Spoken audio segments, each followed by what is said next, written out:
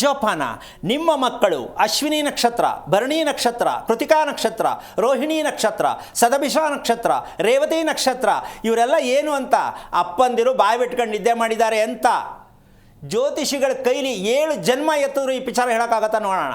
ಯಾವ ಜ್ಯೋತಿಷಿ ಕೈಯಲ್ಲಿ ಒಂದು ಮಗುವಿನ ಉಸಿರಾಟ ನಿಜವಾಗ್ಲೂ ಮೂಗಲಾಗಬೇಕು ಅಂತ ಗೊತ್ತು, ಹೌದಮ್ಮ?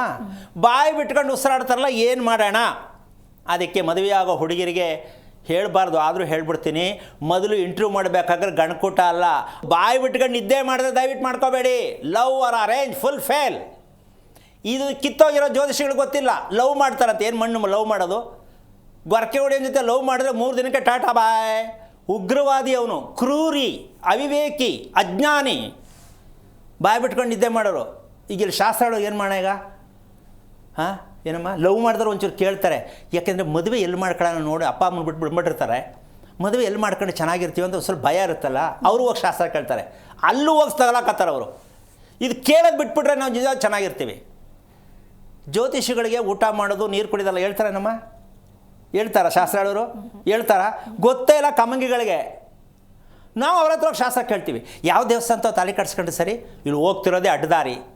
ಯಾವುದು? ಲವ್ ಮದುವೆ. ಈ ಅಡ್ಡದಾರಿಲಿ ಅಲ್ಲಿ ಬೇರೆ ಶಾಸ್ತ್ರ. ಧರ್ಮಸ್ಥಳಕ್ಕೆ ಹೋಗೋದಾ, ತಿರುಪತಿಗೆ ಹೋಗೋದಾ?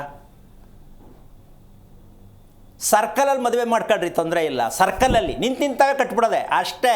ಮಿಸ್ ಆದರೆ ಮಿಸ್ ಆಗ್ಬಿಡುತ್ತೆ ಲವ್ವು, ಕಟ್ಬಿಡೋದೆ. ಅದಕ್ಕೇನು ಗಳಿಗೆ ಏನೂ ಬೇಡ. ಯಾಕೆ ಅಂದರೆ ಇಬ್ಬರ ಆರೋಗ್ಯ ಸ್ಥಿತಿ, ದೇಹ ಸ್ಥಿತಿ ಚೆನ್ನಾಗಿದ್ದರೆ ಯಾವುದೂ ಟೈಮು ಎಲ್ಲೂ ಇಲ್ಲ.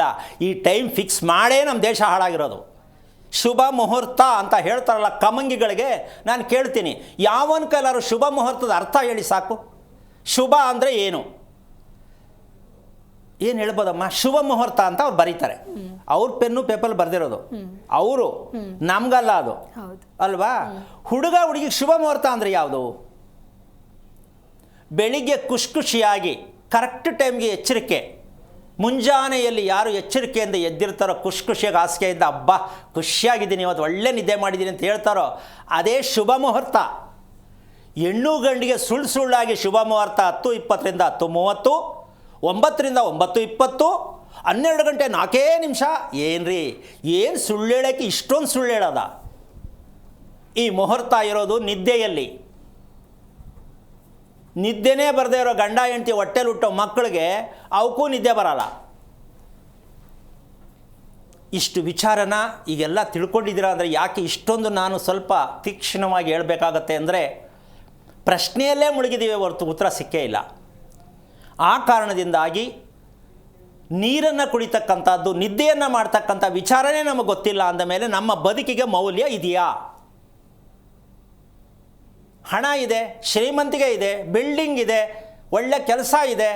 ಕೆಲಸ ಇದ್ರೂ ಒಳ್ಳೆ ಕೆಲಸ ಇರುತ್ತೆ ಅಂತಕ್ಕಂಥ ವಿಚಾರಕ್ಕೆ ಹೋದರೆ ಇವ್ರು ಅಂದ್ಕೊಂಡಂಗೆ ಸಂಬಳ ಸಿಕ್ಕಲ್ಲ.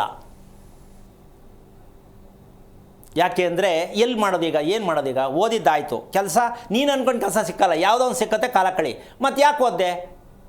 ಇದನ್ನೇ ಅರೆಪ್ರಜ್ಞೆ ಅನ್ನೋದು. ನಾನು ಓದಬೇಕು ಸರಿ, ಯಾವುದನ್ನು ಓದಬೇಕು, ಏನಕ್ಕೆ ಓದಬೇಕು, ಅದರಿಂದ ಉಪಯೋಗ ನನಗೇನು ಅಂತ ತಿಳ್ಕೋಬೇಕು. ಯಾರು ಹೇಳ್ತಾರೆ ಇದನ್ನು? ಪಕ್ಕದ ಮನೆಯವನು ತುಂಬ ಚೆನ್ನಾಗಿ ಓದ್ದ, ನೀನು ಓದು ಅಂತ ಮಕ್ಳಿಗೆ ತಳ್ಳಿಬಿಡ್ತಾರೆ ತಗೊಂಡೋಗಿ, ಸಮುದ್ರಕ್ಕೆ ತಳ್ದಂಗೆ ಸ್ಕೂಲ್ಗೆ. ಆ ಮಗುಗೂ ಗೊತ್ತಿಲ್ಲ ಏನು ಓದಬೇಕು ಅಂತ, ಇವ್ರಿಗೂ ಗೊತ್ತಿಲ್ಲ. ಇದು ನಮ್ಮ ದೇಶದ ಇತಿಹಾಸದಲ್ಲಿ ಆಗ್ತಾ ಇರತಕ್ಕಂಥ ದೊಡ್ಡ ದುರಂತವಾದ ಕತೆ. ಏನಪ್ಪ ಅಂದರೆ, ನಮ್ಮ ದೇಹಕ್ಕೆ ಏನು ಬೇಕು ಅನ್ನೋ ಅರಿವಿಲ್ಲದೆ ಯಾರೋ ಹೇಳಿದ್ದನ್ನು ಅದಕ್ಕೆ ಅವ್ರನ್ನ ಕ್ಷುದ್ರರು ಅಂತಾರೆ, ರಾಕ್ಷಸರು ಅಂತಾರೆ. ಇದನ್ನು ಮಾಡಿ ಚೆನ್ನಾಗಿರುತ್ತೆ ಅಂತ ಹೇಳೋರಿಗೆ ಏನು ಹೇಳ್ತಾರೆ? ಕ್ಷುದ್ರ, ರಾಕ್ಷಸರವರು ಅಂತ.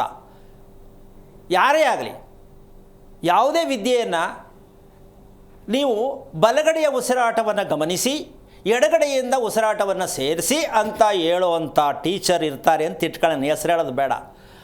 ಅವರು ಆ ಉಸಿರಾಟ, ಅವ್ರಿಗೆ ಅನ್ವಯವಾಗುವಂಥ ಉಸಿರಾಟವನ್ನು ಎದುರುಗಡೆ ಕೂತಿರ್ತಕ್ಕಂಥ ಸಾವಿರಾರು ಜನಕ್ಕೆ ಬೋಧನೆ ಮಾಡ್ತಾರೆ. ಉಸಿರಾಟವನ್ನು ಹೀಗೆ ಹಾಡಿ, ಅಲ್ಲ ರೀ ರಾತ್ರಿ ನಿದ್ದೆ ಮಾಡಿಲ್ಲ, ಅದು ಬಂದಿರೋದು ಯಾವುದೋ ಒಂದು ಅಂತ ಇಟ್ಕೊಳ್ಳೋಣ. ರಾತ್ರಿ ಊಟ ಮಾಡಿಲ್ಲ, ಮಧ್ಯರಾತ್ರಿ ತಿಂದೈತೆ, ಬೆಳಿಗ್ಗೆ ಎದ್ದು ಹಂಗೆ ಓಡಿ ಬಂದ್ಬಿಟ್ಟೈತೆ. ಉಸಿರಾಟ ತೆಗೆದು ನಿಮ್ಮಲ್ಲಿ ಆಗ್ತಾ ಇರೋ ಉಸಿರಾಟವನ್ನು ಆ ವ್ಯಕ್ತಿಗೆ ಹೇಳಿದಾಗ ಮಾಡೋಕ್ಕಾಗತ್ತೇನಮ್ಮ? ಇಲ್ಲ. ಉಸಿರಾಟ, ಸರಿಯಾದ ಉಸಿರಾಟ ಅಂದರೆ ಯಾವುದು ಅಂತ ಹೇಳಿದ್ರೆ ಏನಾದ್ರು ಉತ್ತರ ಹೇಳೋಕ್ಕಾಗತ್ತಪ್ಪ? ಸರಿಯಾದ ಉಸಿರಾಟ ಯಾವುದು? ಅಂತ ಪ್ರಶ್ನೆಗೆ ಉತ್ತರ ಜ್ಞಾಪಕ ಇಟ್ಕೋ. ಕಾರ್ಯಕ್ರಮದಲ್ಲಿ ಇದು ಹೈಲೈಟ್ ಲಾಸ್ಟ್ ಪಾಯಿಂಟ್. ಪ್ರತಿಯೊಬ್ಬರಿಗೂ ಸರಿಯಾದ ಉಸಿರಾಟ ಬೇಕು, ಹೌದಾ? ಅದು ಯಾವುದು ಅಂತಕ್ಕಂಥದ್ದು ಇದು ಕೊನೆಯ ಭಾಗ. ಯಾವುದಕ್ಕೆ ಅಂದರೆ ನಮ್ಮ ದೇಹಶಾಸ್ತ್ರದಲ್ಲಿ ಉಸಿರಾಟ ಅಂತಕ್ಕಂಥದ್ದು ಕೊನೆಯ ಭಾಗ. ಇವತ್ತಿನ ಕಾರ್ಯಕ್ರಮದಲ್ಲಿ ಪ್ರತಿಯೊಬ್ಬರು ತಿಳ್ಕೊಳ್ಬೇಕಾಗಿರ್ತಕ್ಕಂಥ ವಿಚಾರ, ಯಾಕೆ ನಾವು ಅರೆಪ್ರಜ್ಞೆಯಲ್ಲಿ ಇದ್ದೀವಿ ಅನ್ನೋದಕ್ಕೆ ಸರಿಯಾದ ಉಸಿರಾಟವಿಲ್ಲದ ಕಾರಣ ನಾವು ಅರೆಪ್ರಜ್ಞೆಯಲ್ಲಿ ಇದ್ದೀವಿ ಅಂತಕ್ಕಂಥ ಒಂದು ಸತ್ಯಾಂಶ